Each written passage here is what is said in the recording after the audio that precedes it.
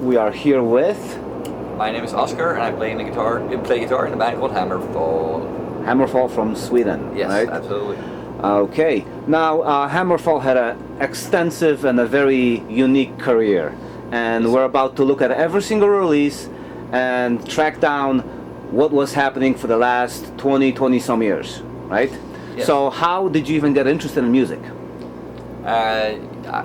I don't really know. Right, something with heavy metal just caught me when I was like 10 or 12, something like that. And after a little while, I realized this is what I want to do forever. I didn't ever think I was going to work with like have this as my actual job. Mm-hmm. I just knew that I was going to have it in here forever. Mm-hmm. And did you make it into an actual job? Of course, 20 years ago, and still counting. It's incredible, but yeah, I never thought that was going to happen, like I said, but it did happen, and I'm very, very happy with that. So now, from what I understand, HammerFall initially began as a side project to many things, and eventually evolved into a full-time band. well, yeah, I guess you could call it. I hate the word project, because back in those days, there was always a project or two going on all the time. Yes. For me, this has never been a project. It's just been a band that we didn't invest as much time in. Everything that we did was taken 100% seriously, and we did it because, I mean, the reason we did it was because we wanted to have fun and play the music that we love. Mm-hmm. But being heavy metal, not many people wanted to admit that they loved heavy metal back in '93. So that's why I guess people consider it as a project. But True, and now you can count yourself among many important bands that brought heavy metal back into the Yeah. living. if I get to choose one thing that I'm the most proud of everything that we've achieved in our whole career, it's that we helped bring heavy metal, the music that we love, back in fashion again. That people actually dared to admit that they liked it. Mm-hmm. That's really good. How long did it take you to get a record deal? Because the 90s were not metal friendly or just not even rock friendly. No, they weren't, but they were record label friendly because there was a lot of them around. So I played in a death metal band called Crystal Age together with Fredrik actually, and we released an album on a label called Vic Records from the Netherlands. And because we had done that already, he knew that I also had HammerFall, and he was a little bit interested, so we sent him a live video of 1.5 songs from a show that we did, with the very first show that we did with Joachim, our singer. Mm-hmm. And he said, "Fine, I loved it. Let's do it." So that's how we ended up with Lord of the Brave. Okay, and what can you say about this album? Written, I think we had 3 songs written before we got the deal, and then we had to get like 6 or 7 more. Mm-hmm. And we were all really young. I don't think anybody expected this to be any kind of anything other than personal. You know, something that our dream come true was to record a heavy metal album. Now we get to do it. And then when we were done, all of us, like, we looked at each other and said, "This is really us. It sounds really good. What happened?" And then from that point on, we realized, okay, this might be something that we can do something with. So here we So are. at that point, you kind of realize you have something special on your hands. Yes, exactly. How did the fans react in the 90s? Because, I mean, a lot of the fans were into grunge. Yes, That really they took were. away, you know, I mean, there were no support from video channels. I mean, in this country, MTV told the people that the music you liked for the last 10 years is no longer good, and everyone believed that, Yeah, you're right. which was scary in itself. And all of a sudden, you know, there was a revival. That's a good way of describing it. But yeah, it's. I think what I did not realize at this time, because it was not as bad as over here, but pretty bad in Sweden too, in terms of grunge and in terms of people thinking that this was the most uncool thing you could do was play in a heavy metal band. But in Germany, they didn't care. They embraced us from day one. And I think when people saw that the first album, Glory to Brave, was so well received in Germany, the people in Sweden, when it came time for the next album, which was Legacy of Kings, opened their eyes a little bit. And this was the start of something really big for us. And how would you say the band progressed from first to the second album? The first album was written over a year because we had a record deal, more or less, but a couple of songs were earlier. But this album was written, of course, from scratch, basically. I don't remember how long we took, but a couple of months too. But we were all so very excited because now we got to do whatever we, you know, that we always dreamed of, which was playing in a heavy metal band and touring. Mm-hmm. And so I guess this album has a lot of enthusiasm. What we'd also also managed to improve on a lot was the production, which is both of these albums are recorded in the studio Fredman together with Fredrik Nordström. And the first album we had only 16 days, I think. I don't remember exactly how long we had for Legacy of Kings, but way more anyway. And that shows, so you can hear that in the production. And also around that time, you managed to tour US for the first time, which was a great success because there are a lot of bands that people wanted to see in the US, and 5-6 albums later, they eventually show up. You guys got very lucky. That was really cool. And tour with Death at that time, I believe. Yeah. Chuck was one of my main sources of inspiration for the death metal vocals, which I was actually singing in Crystal Age. And for me to just meet him was huge. He turned out to be a really nice guy, and he actually requested HammerFall to tour with them. I heard that in the US, which was really, really cool for us. And at first, I didn't know the climate over here, but it felt like some people obviously did not know what the hell we were doing. You know, if you come to see a death show and HammerFall shows up, and they've never heard of us, they were worried. Well, I wouldn't say worried, but they didn't get it. But for the most part, I think people understood what we were doing and got into it. It felt like that anyway. Well, you were incredibly excited when I met you back then. There was a lot of enthusiasm, and you just really wanted to kind of show US what you can do. Yeah, basically that's what it was. Record-wise, it didn't stop there, so what came next? The next one was kind of our breakthrough, or big breakthrough in Sweden. With this album, with the Renegade, we managed to get something that nobody ever thought was possible before that. We got #1 chart entry with this album. We had a video, because there was a program in that era on video that the fans could vote for whatever video they felt was good, and this was for all types of music, and this was also on national television, and that was a big deal for Sweden. And the single for Renegade was voted #1 3 weeks in a row, and then that's all you had. You had only 3 weeks, whatever result you got, that's it, then you were out. So at the end of the year, when they did like this resume kind of thing, it was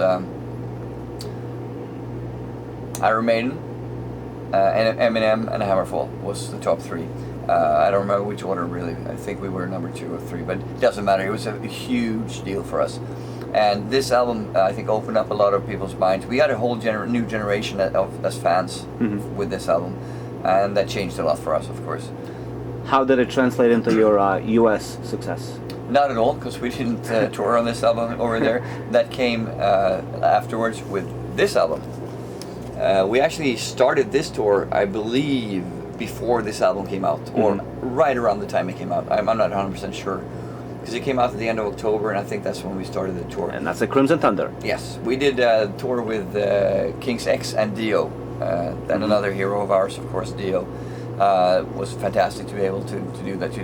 Just to say that I did a long tour in the US with Dio is pretty cool to say.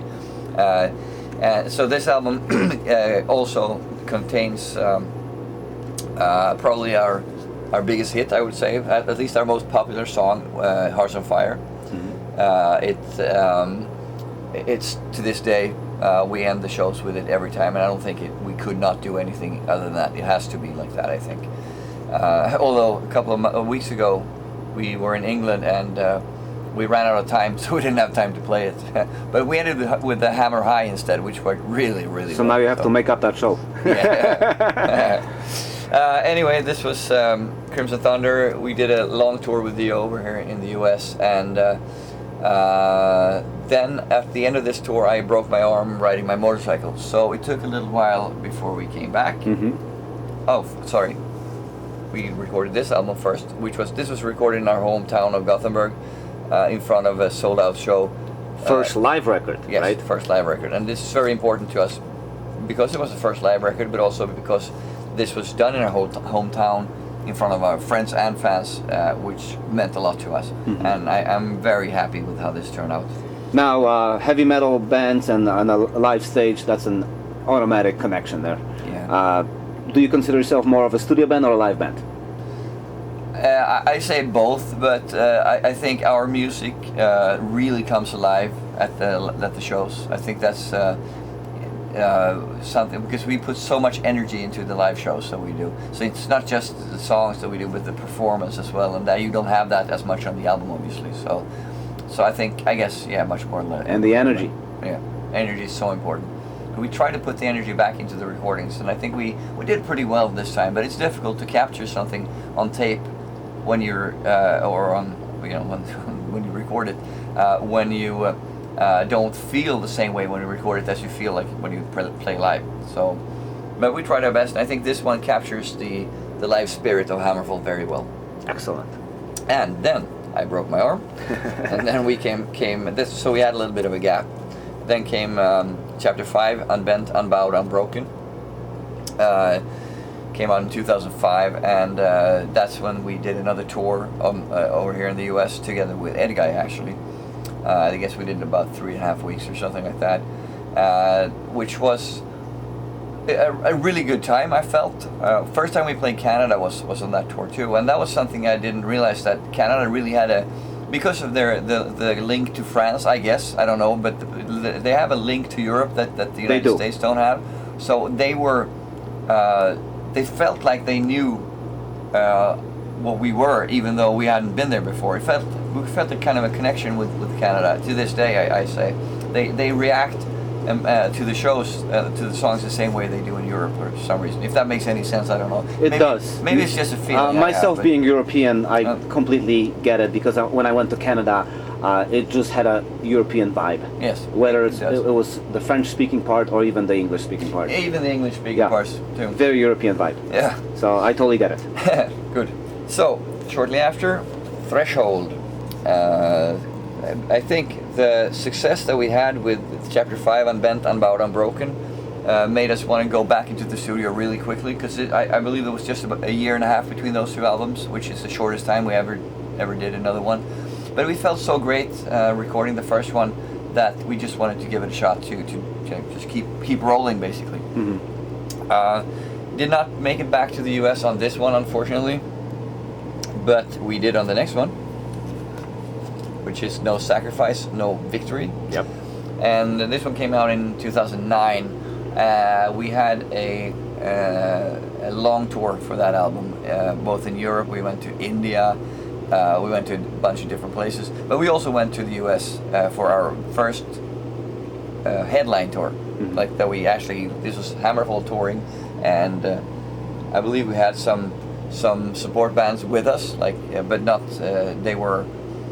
It was Power Glove was the first one, and then you had Havoc. Last 5 or 6, maybe 7 shows. Mm-hmm. Power Glove was a funny band, because they played heavy metal music, but it was all video game related. So it was really cool. I'm a big video game fan, so I play a lot. So it was really fun for me to do that. And Havoc was a really good thrash band from California, I think. I'm not sure, but they came on the tour in California and went the last week or whatever it was. But they're doing really well now, I heard. They were over in Europe this last summer, and I met them for the first time since then. It was really cool. We're doing a festival with them somewhere in Europe this year. I can't remember where it was. Probably Spain, maybe. So that's going to be fun. They play on the same day too. So excellent. That tour was all a lot of fun. But then it took us couple of years to get back. So the next album we did, this one also has a US connection though. Mm-hmm. Infected, we recorded most of the guitars and all of the drums, of course, and bass in Sweden, but then we went over to Nashville in Tennessee, which was where James Michael lived. So James Michael is the producer of this album. He's also the producer of the last Motley Crue album, his own band 6 AM, those albums. He's done Scorpions. He's done a bunch of things, and we worked with him for this album. So we were over here. I believe we were here for like 5 weeks or something in Nashville, but we didn't make it back, unfortunately, on tour over here. So now, one thing about this record is all of a sudden your image changed on the front cover. Yeah, you're right. Hector is no longer here on the cover, but he's in here. That's right. So, but yeah, this was a weird album. I guess you could say a divider among HammerFall fans. Some people saw the cover and thought, what are they doing? This is not HammerFall, even though they never heard the music, but they saw the cover and thought they knew. Wrote the band off. Yeah, exactly. That happened to several people. I understand that this album is a little bit different, but it's not that different. Come on, you can't honestly tell me this is a completely different album. And since we're on the topic of album covers, how would you describe the whole visual element that you present on your records from the first album onward, pretty much? It's been consistent. Very consistent, and it has a certain image, even the way Iron Maiden used to have it. But yeah, that's exactly what we wanted. You know, '97, Iron Maiden was touring with Blaze Bayley in small clubs where they did arena stadiums before that in Sweden. So Iron Maiden is among our influences, of course, but none of those bands that were our influences had any major success anymore. But we wanted to have the same experience. We wanted our fans to have the same experience as we have or had when we watched those shows or saw those album covers and stuff. So when the first HammerFall album came out, we asked for Andreas Marshall was the guy who did the drawings, and we asked him to create a kind of warrior for us, a kind of knight kind of guy that will be synonymous with HammerFall, so that whenever you see this guy with or without the logo, whenever you see him, you will instantly know this is a HammerFall record. And he created the perfect guy for us for that. And we had even a competition in 2002. The fans could write in and suggest a name for him. Together with a record label, we chose the name, and the winner came to the studio when we recorded Crimson Thunder and sang backing vocals with us. That was his reward for coming up with a name. Yeah, so Hector is really important to us. He's like a sixth member of HammerFall, basically. Now, I guess. Also staying a little bit longer with Infected, do you think over the years people warmed up to the album a little bit more? Well, I heard people say that at first I didn't like it. I mean, I liked it from the get-go. Give it a chance. I think I get it. There are some elements in some songs that are different that we did not use before. But there's not one song that you can say, oh, this song doesn't fit on this album or fit on for HammerFall. All of them has HammerFall. All of them are HammerFall songs. Just parts of some songs are maybe a little bit harder, whatever it is. I don't know. But I find this album very.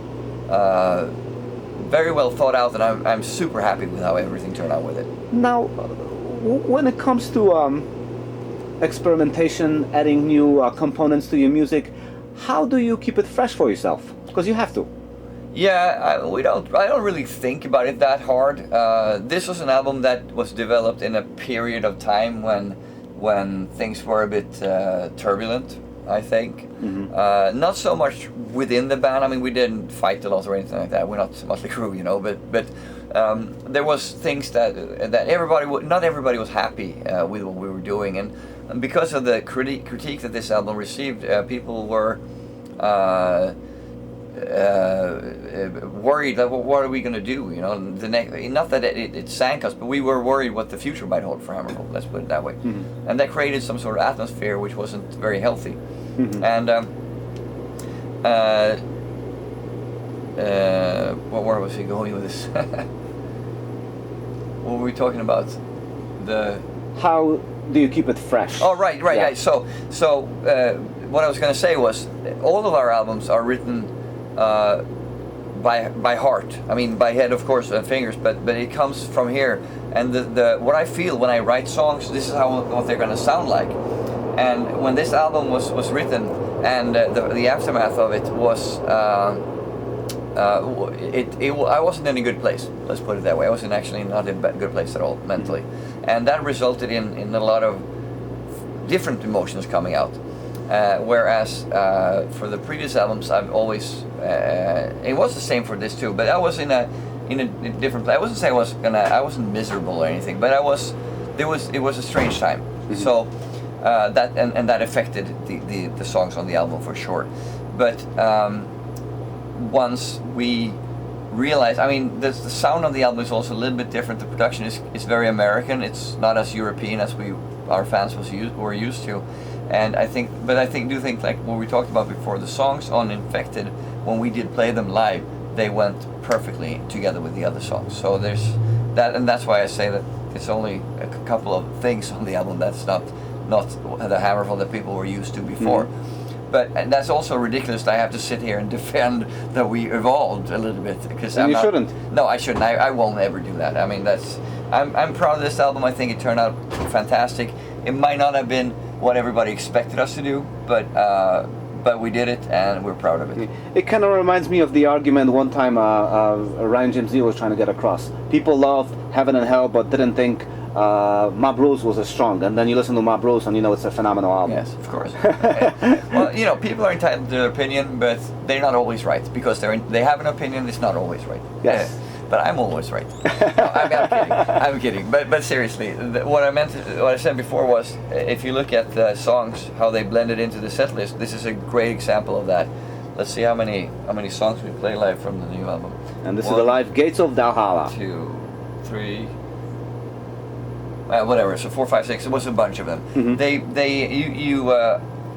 I think they blend in very well together with the other songs. And this was also a 15-year anniversary album that we did at a very special show. I don't know if you can see that, but it had a little moat in front of the stage, all seats, and some people were standing, but this is more like a concert venue for open air concerts, I guess.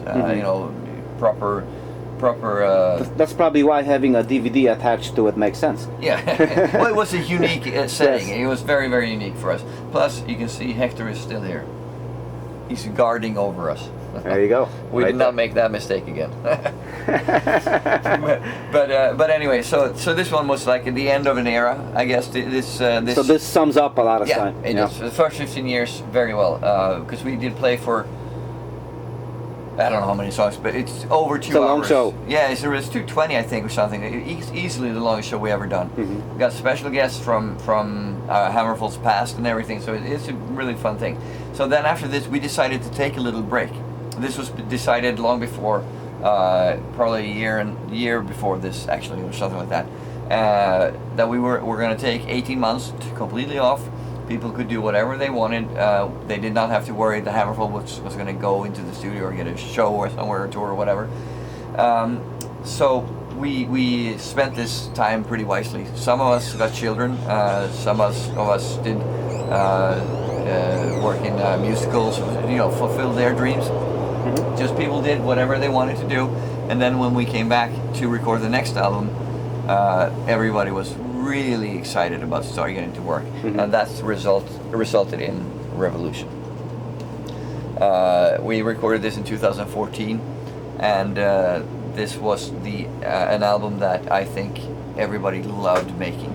This was every second of this was really, really exciting for us. Everybody was excited to be back, and also glad to be doing this again, because even if you say you're going to be back after 18 months, you never know what's going to happen. You never know, that's right. So, and plus, for me, I don't have anything to fall back on. When HammerFall's done, I have to find a job somewhere, because, that's how I work. But I don't have I don't have a great voice, so I can do anything else with it. I don't have a great talent for music production or for making sounds. Pontus is a really good sound engineer for King Diamond, among other bands, so for me it's a little bit scary with these things. Whenever we're done, I have to come up with a good idea of what I'm going to do next, basically. And not having had a real job in 20 years makes it not so easy to know what you're going to do. I got some ideas, but it's also a matter of how are you going to get into that. I don't have any education to speak of. I mean, I did go to the university a little bit, but not too much, so I don't have a degree in anything, unfortunately. But so anyway, back to so that's why I was so happy that this album turned out so well. Everybody's really excited and happy about it, and also the touring took off really well. So this was a great comeback for us. Now that in hindsight, and because this album worked so well on so many levels, on every level almost, from the recording to the release to the touring and everything, we decided that we're going to do another one pretty quickly, and also we're going to do it exactly the same way. So that resulted in the latest album, Built to Last, which is recorded almost exactly the same way as the other one. So we did all the drums and the guitars and bass in our studio, Castle Black Studios, which is located on my property. I have a house there. And we did everything except the vocals, basically, which they were done in LA together with James Michael again, same as for Revolution, of course. And the mixing and the oversight of the production was done by Fredrik Nordström, the guy who made the first 2 albums for HammerFall. So those two will always go hand in hand in a lot of ways, Revolution and Built to Last. And to tie the I don't know, you say that in Swedish, probably not in English, but to go full circle is what you say. Yes. We're back in the States now, touring for this album, and we are in Chicago today. Fantastic crowd. We had the VIP meet and greet, and people seem really excited, and that makes us even more excited to kick some ass on stage tonight. So I'm very, very, very excited about playing here tonight. Now, when you think of all the members that have been in HammerFall, how many original members are still left with the band at this point? Well, it depends on how you look at it, actually. You could see from the inception in 1993, it's only me, because I started the band once. But I like to say it's from the moment when Joachim came into the band, things started really clicking between us. He was the type of singer that I always wanted, basically. And I think HammerFall was the type of band that he always wanted too. So we got a really good vibe right away. And so that's the moment, actually, I think. So both Joachim and I are like, because we have been the only ones who've been on all the albums. Yes. How true are you to your original vision 20 years later?